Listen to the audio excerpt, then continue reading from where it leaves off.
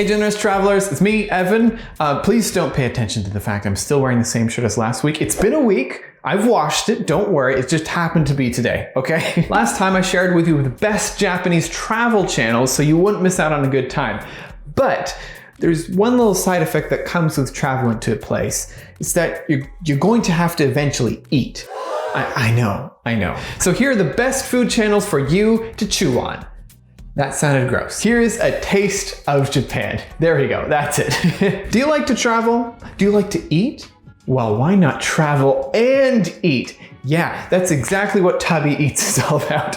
On their channel, they will not just travel to eat food, but they will also just show the experience they have on the way to just enjoy and just take in the travel. Sit back, relax. Shinichi and Satoshi will just describe exactly what they're eating so you can just taste it while you're watching. いただきます。That's actually pretty delicious. It actually doesn't taste like Mexican food. This tastes more like yakiniku or like a bulgogi. Very, very different from what I would consider a taco. Nevertheless, it's delicious. It's pretty delicious and pretty substantial. I just had lunch before I filmed this, but I want to eat that already. Their videos are on the longer end, so it is perfect for a relaxing afternoon. Huh? Oh, you just want the food. You want to get to the point, no experience. All right, you must be the efficient one, eh? Don't worry, I got you. I Will Always Travel for Food is a channel also run by Shinichi from TabiEats, and he does just that. He travels for food. If only the channel's title was more clear about that. You might think, isn't this the same as TabiEats? But no, like as I said, it is literally just the food. Almost like one of the channels I showed last week called Solo Travel. No voiceover, no music, just the food being enjoyed. It's great. Another channel in this category is Hachiko District, although it is a little different from the other channel because this one definitely has music in it. Not only do they showcase interesting restaurants and shops every few days, they have also curated lists of the must-eat foods of Japan.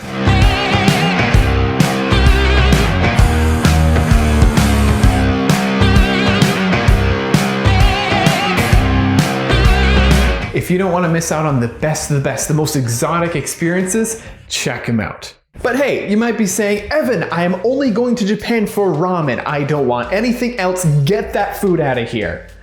Okay, harsh, just calm down, but I got you. Brian from Ramen Adventures has made it his mission to survey the land, conquer the dish for the best ramen that ever exists. Brian is your guy. Also, that just rhymed, didn't it? That was pretty cool. In his latest video, he traveled to Ibaraki to try out some ramen there, and I grew up in Ibaraki, so he gets a few bonus points. Brian, you're pretty cool. I was there for something special. Junk ramen. Junk ramen is a Saitama style of jiro with no soup and extra junk. Junk in this case being pork back fat, raw garlic, baby star fried noodle snacks, melty cheese, raw egg, quail eggs, katsuobushi, and of course, some Kewpie mayonnaise.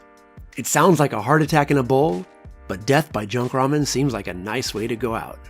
This bowl is gonna be great. Yes, Ibaraki. Brian has documented hundreds of ramen bowls and he even created a map on his website of Japan for all the places that he's checked out the ramen, so you know exactly what to expect. It will serve the perfect bowl for you.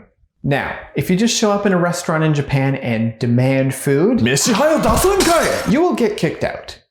Politely. I don't want that to happen to you, so let's learn with Japan by food. Shizuka travels Japan to not only showcase the Japanese chefs and craftsmen, but also the local culture surrounding them. There's a lot of different practices and food-specific terminology, so eating in Japan can be a little daunting at times. But Shizuka is here to show you step by step. One important tip here is you're never supposed to drink before you've kanpai'd, like before you've toasted or cheered. You'll be senpai, I'll be kohai, so I have to use two hands. This is the proper way. Okay, so I'm senpai. We go lower, but you know, it's like a competition. You'd be like, no, I'm lower. Oh, no. I got it. Kanpai! Now that is the full experience. And like mannerism and culture aside, like the food looks amazing on this channel and she describes it really well. So even if you aren't the kind of person to, just show up and flip tables, this is a must-see channel. Just check it out. It's pretty good.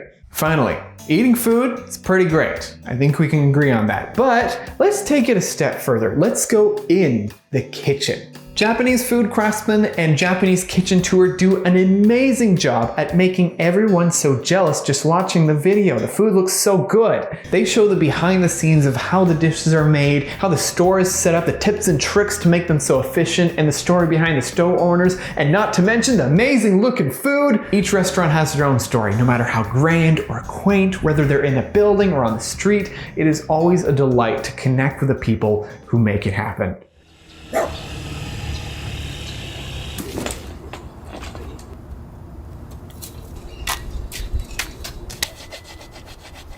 今76、あと10年頑張ろうかと。 All their videos are fully captioned and can be enjoyed in many languages, so please check them out. That's all I got for today. Do you know some of these channels? Do you have your own recommendations? Do you even like food? Please let me know. I'll see you guys next week where I'll share some channels to help you better communicate in Japan. So if you want to know that, stick around. I'll have that one ready for you, okay? Okay, take care guys. Bye.